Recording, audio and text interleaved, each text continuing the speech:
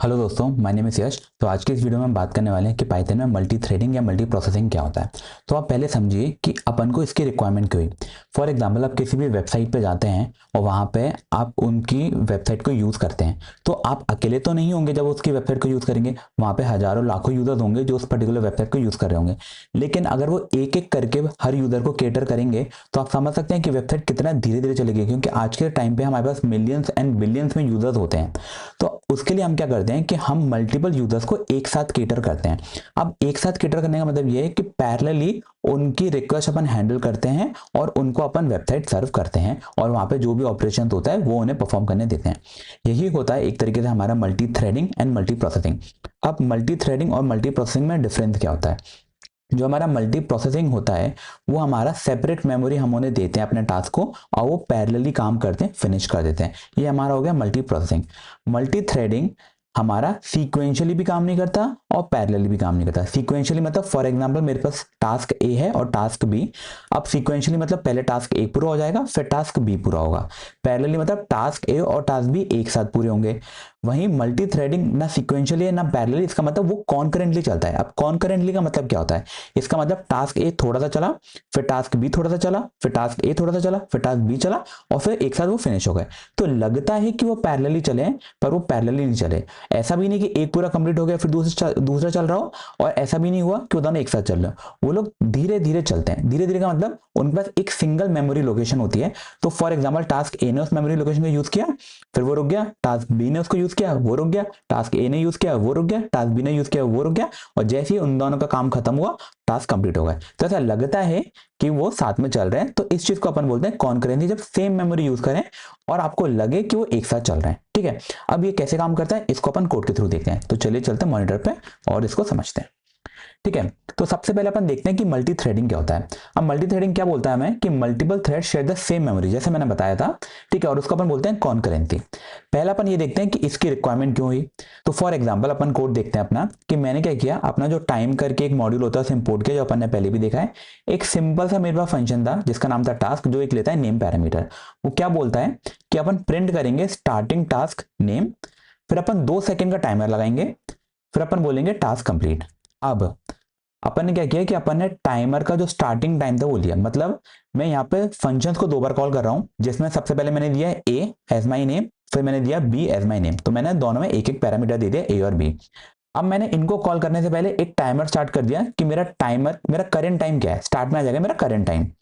और जब दोनों ये एग्जीक्यूट हो जाएंगे तो मेरे पास आ जाएगा एक एंड टाइम कि वो कब खत्म हो गए। मैं जैसे ही कर दूंगा एंड माइनस स्टार्ट, तो मुझे पता चल जाएगा कि उसने कितना टाइम लिया है। तो मैंने इसको रन किया, तो हमारे पास आया कि starting task A completed task A, starting task B completed task B, और टोटल टाइम लिया उसने 4 सेकेंड। ठीक है, अब अपन देखते हैं कि इसको अगर अपन थ्रेडिंग के थ्रू करेंगे तो किस तरीके से करेंगे। तो अपन ने अपना कोड लिखा, हमारे पास सेम टास्क था, सेम टाइमर था, ठीक है, और सेम टाइमर का एंड कर रहे हैं, सेम टाइमर प्रिंट करवा रहे हैं, और सेम हमारा टाइम का मॉड्यूल था। चेंजेस क्या है वो अपन देखते हैं। सबसे पहले मैंने थ्रेडिंग से एक थ्रेड करके मेरा क्लास थी वो मैंने इंपोर्ट करी। अब वो क्या करती है, अपन बनाएंगे अपने थ्रेड। मुझे बनाने थे 2 थ्रेड, क्योंकि मैंने ऊपर भी फंक्शन को किया था 2 बार कॉल, तो मैं नीचे भी फंक्शन को करूंगा 2 बार कॉल। तो अब थ्रेड हमसे क्या बोलता है कि आप थ्रेड करके क्लास बनाओ, उसके अंदर आप 2 पैरामीटर दो। पहला मेरा होगा टारगेट, जिसके अंदर दोगे आप उस पर्टिकुलर फंक्शन का नेम बिना कॉल करे। ये कर दिया, इसका मतलब मैंने फंक्शन को कर दिया कॉल बिना फंक्शन ब्रैकेट के, इसका मतलब फंक्शन की डेफिनेशन पास कर रहा हूं। सेकंड, कि उस फंक्शन में क्या क्या आर्ग्यूमेंट रिक्वायर्ड है, आप 1 2 3 कितने भी दे सकते हैं। जैसे मैंने बोला आर्ग्स, तो मैं लगाऊंगा फंक्शन ब्रैकेट और मैंने अपना पैरामीटर का दिया नेम। जैसे ही मैंने यहाँ पे दिया अपने पैरामीटर का नेम, तो अब याद रखिए ये एंड में कॉमा बहुत इंपॉर्टेंट है। मैंने इसलिए कमेंट भी ऐड करा है कि comma in the end is important. तो कॉमा तो लगाना ही लगाना है, अदरवाइज इश्यूज आ सकते हैं। चल भी सकता है पर जनरली इश्यूज भी आ सकते हैं, तो उससे अपन सेफ रहें इसलिए कॉमा एंड में लगा दें। सिमिलरली मैंने बनाया थ्रेड 2 कि सेम टास्क तो मेरा सेम ही था, और मैंने नेम में दिया टास्क 2। अब ये मेरे बन गए थ्रेड।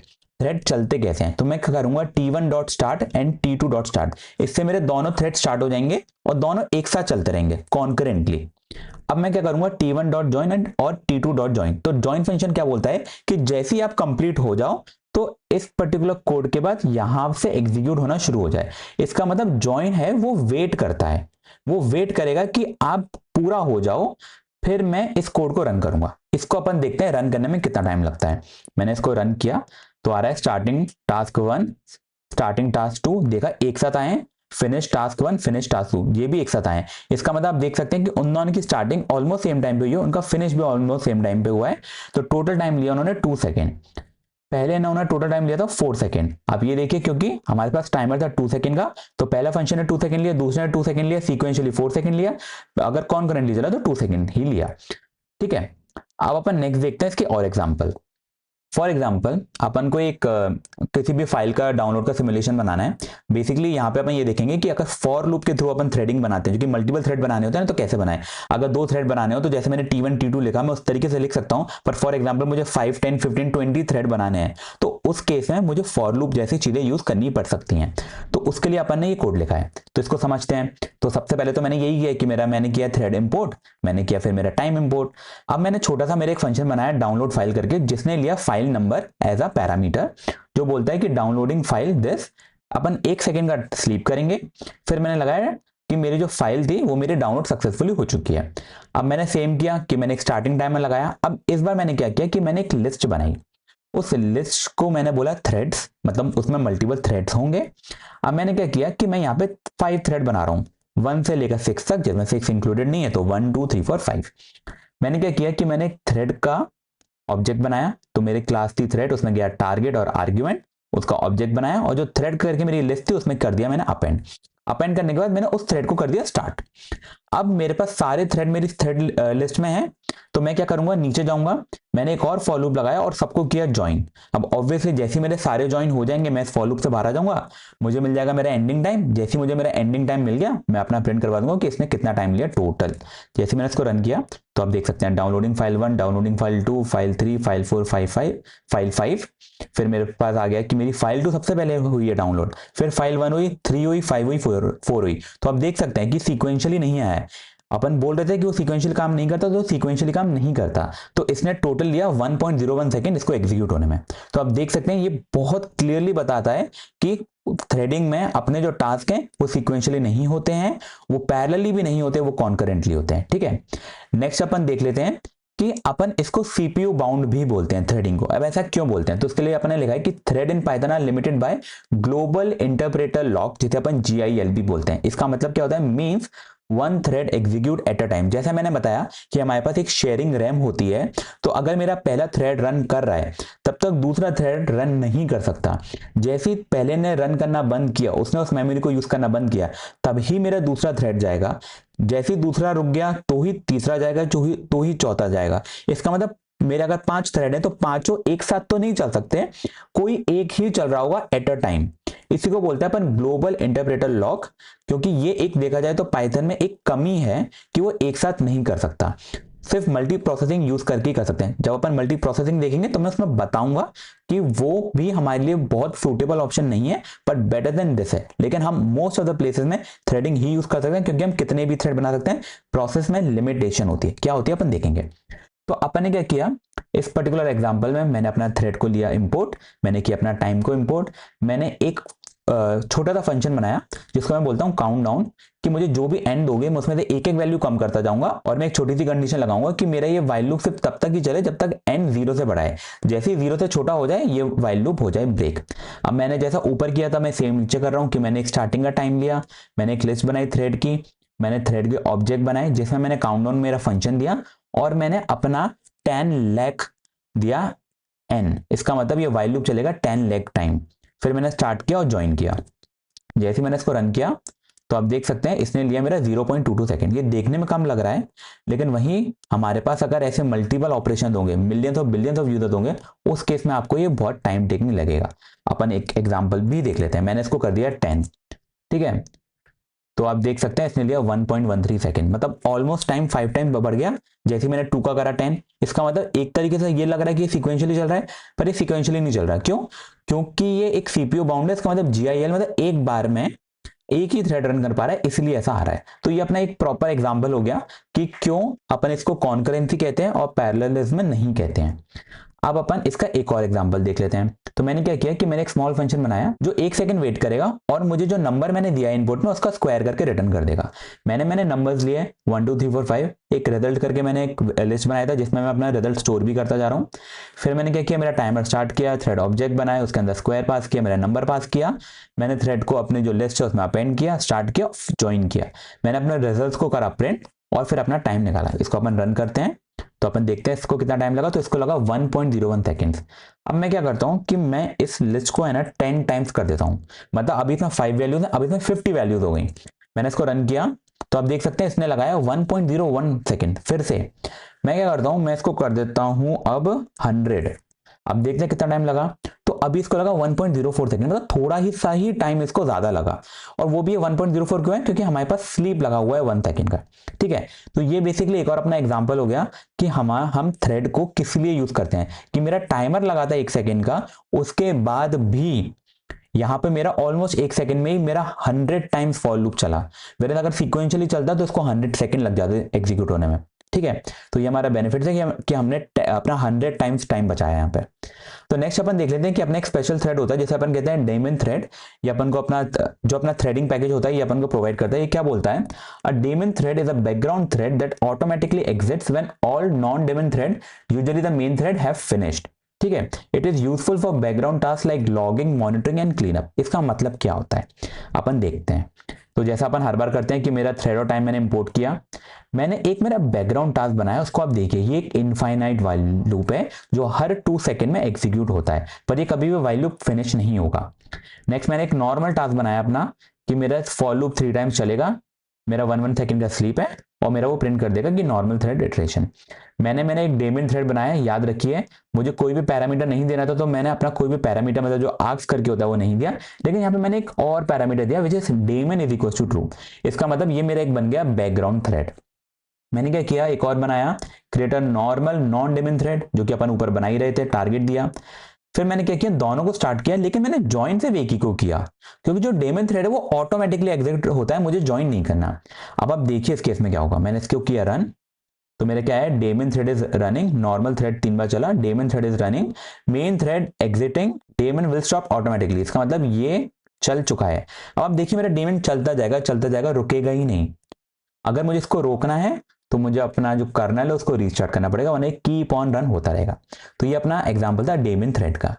अब अपन नेक्स्ट देखते हैं कि मल्टी प्रोसेसिंग कैसे काम करता है। अब आप ये समझिए मल्टी प्रोसेसिंग में सबसे पहले जैसे अपन थ्रेड बनाते थे ना वैसे ही अपन प्रोसेस बनाते हैं, पर हर जो प्रोसेस होती है ना वो एक प्रोसेसर के कोर में चलती है। फॉर एग्जांपल अगर मेरे पास एक 8 कोर मशीन है, ठीक है, अब 8 कोर मशीन का मतलब क्या हो गया कि उसमें 8 डिफरेंट कोर हैं। जैसे अपने पास i5 4 कोर मशीन होती है, अपने पास i7 6 कोर मशीन होती है, अपने पास i9 8 कोर मशीन होती है, मैकबुक में अपने पास M1 8 कोर है, M4 10 कोर मशीन है। तो जैसे अपने पास ये कोर होते हैं तो एक एक कोर में एक एक प्रोसेस चलती है। तो इस तरीके से अपना चलता है मल्टी प्रोसेसिंग।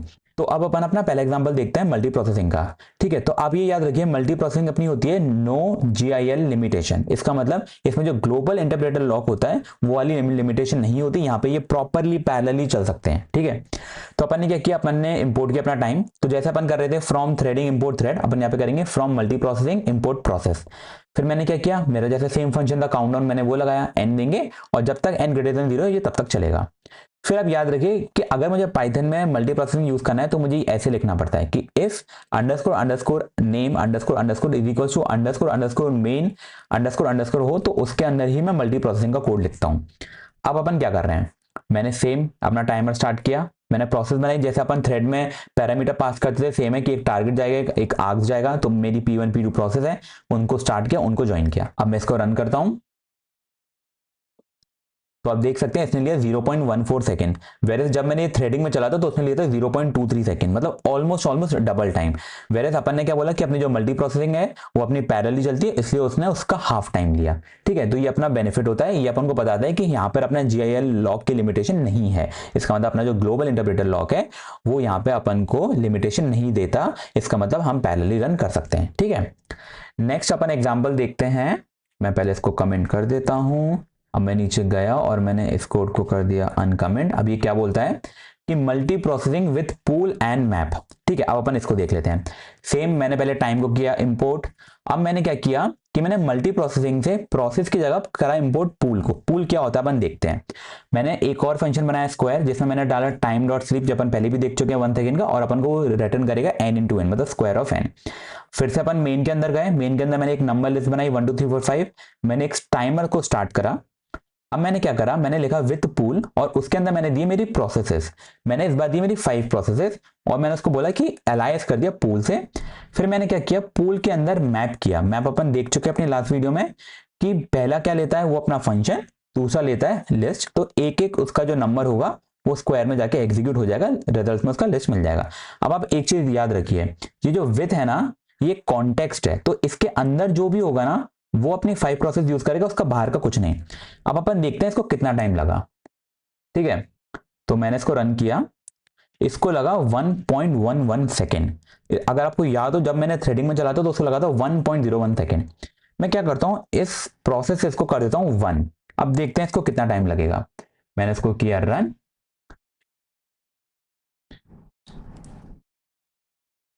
और देखिए इस बार इसे लगा 5.08 सेकेंड। इसका मतलब इस बार ये ऑलमोस्ट सिक्वेंशियली ही चला है। ठीक है, अब अगर मैं इस प्रोसेस को कर दूं फॉर एग्जांपल 10, तो अपन देखते हैं कितना टाइम लगेगा। तो उसने चला दिया 1.16 सेकेंड में, क्योंकि अपने पास कितने नंबर थे 5 ही। अब मैंने क्या किया, अब 5 में अगर आपको याद होगा मैंने वहां पे बहुत ज्यादा नंबर्स भी कर दिए थे, लेकिन यहाँ पे मुझे पता है ये बहुत टाइम लेने वाला है, इसलिए मैं 2 टाइम्स करूंगा। मैंने 2 टाइम्स करा। ठीक है, मैंने इसको क्लियर करा और अपन इसको रन करते हैं। आपको याद तो होगा कि जब अपन ने 5 दिए थे और जब अपन ने एक सिंगल बार चला रहा था तो उसको लग रहा था 1.16 सेकेंड, अब इसको लगा 2.10 सेकेंड। मतलब आप देख सकते हैं कि ये अपना कितना ज्यादा टाइम लेता है, क्योंकि ये एक एक करके एग्जीक्यूट होता है। यहाँ पे कॉन्करेंटली नहीं, ये पैरेलली चलता है। तो जितने प्रोसेसर होंगे उतना ही चलेगा, मतलब जितने कोर अवेलेबल है उतना ही चलेगा। एक एक कोर एक एक वैल्यू लेके जाएगा। अगर यहाँ पे मैंने फॉर एग्जाम्पल इसे 10 टाइम कर दिया, मतलब 50 वैल्यूज। अब मेरे पास 50 कोर तो है नहीं, ये अपने 5 कोर में ही चलेगा। 5 कोर मतलब हर कोर मेरा फॉर एग्जांपल 10 वैल्यूज ले रहा है। अब अगर वो 10 वैल्यूज लेगा मतलब ये ऑलमोस्ट 10 सेकंड लेगा एग्जीक्यूट करने में। ठीक है, तो इस तरीके से अपन प्रेफर करते हैं मल्टी थ्रेडिंग, क्योंकि वो कोर्स पे डिपेंडेंट नहीं है, वो सिर्फ कॉन्करेंसी पे डिपेंडेंट है। तो कॉन्करेंसी इस केस में हमारे लिए बेटर हो गई, इवन दो वो पैरेलली नहीं चलता, पर एटलीस्ट वो टाइम कम लेता है हमारे टास्क परफॉर्म करने में। ठीक है, तो ये हो गया अपना सेकेंड एग्जाम्पल कि अगर अपन को पूल यूज करना है तो कैसे करें। इसको मैंने किया कमेंट। अब अपन देखते हैं अपना थर्ड एग्जाम्पल। थर्ड एग्जाम्पल हमारा बोलता है कि अगर मुझे मेरे मल्टी प्रोसेसिंग में क्यू यूज करनी हो तो मैं कैसे करूं। तो अब क्यू का मतलब क्या होता है वो समझ लेते हैं।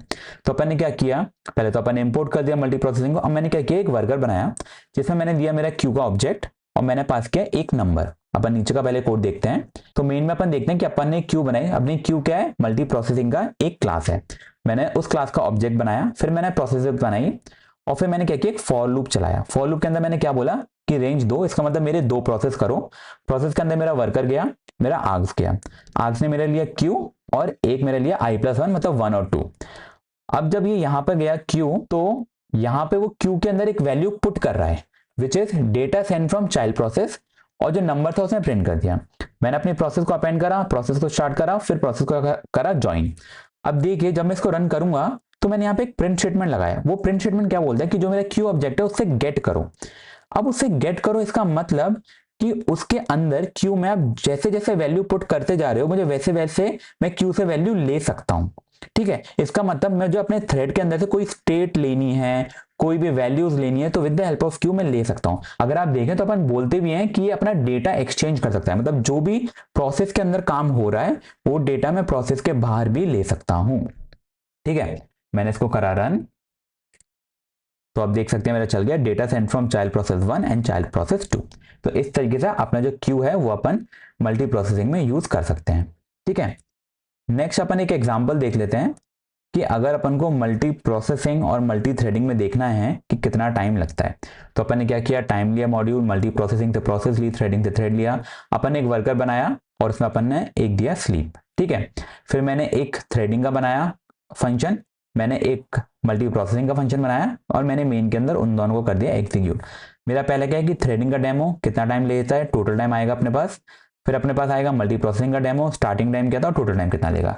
मैंने किया इसको रन, तो आप देख सकते हैं मेरा चला है threading demo working for 1 2 3 second, total time it took 3 seconds, ठीक है 3.00, इसने लिए 3.078 सेकेंड। अब अपन क्या करते हैं, इसको इंक्रीज कर देते हैं। मैंने यहाँ पे किया कि इंस्टेड ऑफ 1 2 3 मुझे ज़्यादा नंबर्स चाहिए, तो मैंने क्या किया, मैंने बनाया नंबर्स और मैंने उसके अंदर डाला 1 2 3 और मैंने इसको कर दिया मल्टीप्लाई बाय 10, ठीक है, और मैंने यहाँ पे अपने पास कर दिए नंबर्स। सेम मैं करूंगा मेरा मल्टी प्रोसेसिंग में भी। अपन देखते हैं अब इसको कितना टाइम लगेगा। मैंने इसको डाला, अब देखते हैं ये कितना टाइम लेता है। मैंने इसको किया रन, अब अपन देखते हैं। तो आप देख सकते हैं कि मेरा जो मल्टी थ्रेडिंग था वो चला अभी भी 3 सेकेंड में ही।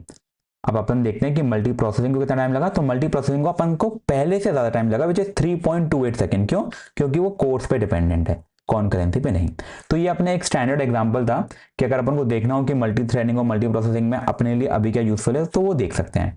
तो जैसे अपन को फॉर एग्जांपल डेटा प्रोसेसिंग जैसे काम होते हैं जिसमें अपन को एक ही डेटा पे काम करना है और फॉर एग्जांपल अपने पास 10-20 कोर्स अवेलेबल हैं तो अपन उन्हें डिस्ट्रीब्यूट कर पाए तो वो बहुत बेनिफिशियल होता है क्योंकि वो मल्टी प्रोसेसिंग चलता है। इसलिए जब भी अपन मशीन लर्निंग मॉडल्स की बात करते हैं या फिर अपन डीप लर्निंग मॉडल की बात करते हैं उस केस में अपन मल्टी प्रोसेसिंग को ज्यादा प्रेफर करते हैं क्योंकि जिससे वो एक एक अपना पूरा टास्क ले पाए, ठीक है, क्योंकि उसमें हैवी मैथमेटिकल ऑपरेशन होते हैं और अपन ने अभी एग्जांपल देखा कि हैवी मैथमेटिकल ऑपरेशन के लिए अपन मल्टी प्रोसेसिंग को प्रेफर करते हैं ना कि मल्टी थ्रेडिंग को। वेयर एपीआई रिक्वेस्ट वगैरह जैसी चीजें होती हैं वहां पे हम प्रेफर करते हैं अपनी मल्टी थ्रेडिंग को, क्योंकि मल्टी थ्रेडिंग में वहां पर सिर्फ अपन ये देख रहे हैं कि एपीआई कितना टाइम ले रही है एग्जीक्यूट होने में, वहां पर वो कोर के अंदर कोई ऑपरेशन परफॉर्म नहीं कर रही है। वेयर जब भी हमें मैथमेटिकल ऑपरेशन परफॉर्म करने होते हैं जैसे डीप लर्निंग जैसे टास्क तो वहां पे मल्टी प्रोसेसिंग यूज करते हैं क्योंकि वो टाइम टेकिंग टास्क होते हैं और वो कोर को यूज करते हैं, ठीक है। तो इस वीडियो के लिए इतना ही। अगर वीडियो अच्छी लगी हो तो do like share and subscribe. मिलते हैं अगली वीडियो में, तब तक के लिए bye bye. Hold on tight to the feeling, but it's a roller coaster in my head.